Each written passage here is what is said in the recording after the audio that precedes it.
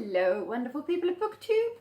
Today I'm sharing with you my TBR for the BYOBthon, okay, which is bring your own books-a-thon. Sometimes the second B stands for blankets or booze or whatever. It's books for me. But anyway, I wanted to let you know what I'm going to be reading as soon as it starts tomorrow. So the first one up is this one right here, which is Fade to Black. Now, this one counts as read a thriller, because this is a thriller. This is a thriller which is a sequel to Blackout. I've not read Blackout, but I'm hoping that I'm going to be able to read this one without having read the first one in the series, because it sounds kind of fun. You've got, what fun? It's a murder case, so not so fun for the victims, but we have this policeman, Doug Brock, who helps a fellow victim of amnesia untangle a murder case and discovers he may not be as distant as he thinks. After getting shot in the line of duty, New Jersey State Police Officer Doug Brock has been busy rebuilding his life. He's reunited with his fiancée and started to get some of his memories back. He hopes he continued to recover with the help of an amnesia support group, and that the damage from his past isn't permanent. It isn't until fellow group member Sean Connor approaches him after a meeting that Doug realises the trouble is just beginning. Sean has discovered in his attic what can only be called a scrapbook of a murder victim, but he has no recollection of the girl's identity and why he might have gathered this information. Doug agrees to help convince his captain to open up what had been a cold case. When he discovers that he had a personal connection to the case, suddenly he's questioning everything he thought he knew about the case, about Sean, and about his own past. Now, doesn't that sound like a nice thrilling little ride there?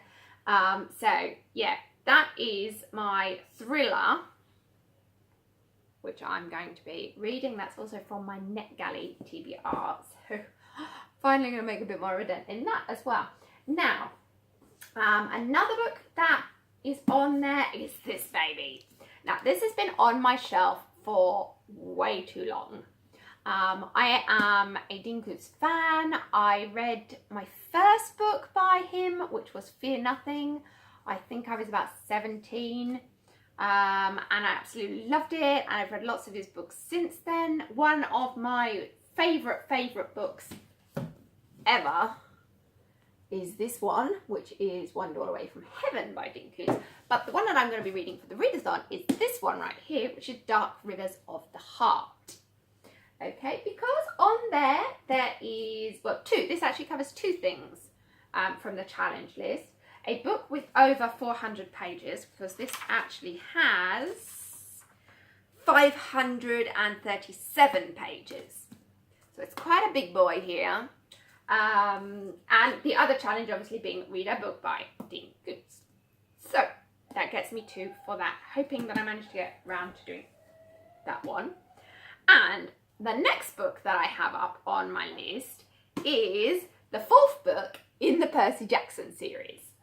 Okay, now this book gets a book with pumpkin orange on the cover and a book with an apple red on the cover, because it's all orange and red, the cover. So that gets me down for those. And it is also a book in a series, which gets me another one on the list.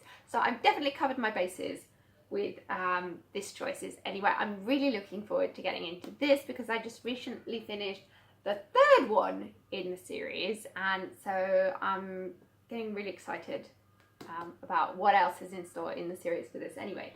So that is my TBR for October for this readathon. Now, during the month of October, if I get the time, once I've gone through all these as well, there is also the ebook-a-thon, which is happening later on in the month as well. So whilst these are 3 books, they are quite larger. It's because also this Percy Jackson is slightly longer than some other ones in the series. Just seeing how many pages this one has, because this is something like 400 as well. No, 342 for the actual story, but it's a kind of longish, I suppose, there as well. But I'm hoping I'm going to get around to them. But anyway, as I was saying, there is also the ebook-a-thon as well, which I'd really like to take part in that as well, because I'm trying to get the books on my backlist on NetGalley. I want to try and clear my backlist by the end of the year. So I want to kind of use the ebook-a-thon to get through some other ones on that as well. But we'll deal with that later on. Anyway, but those are my 3 big ones that I want to tackle for this particular readathon anyway, which is running from the 1st to the 31st of October, in case you're interested in joining in.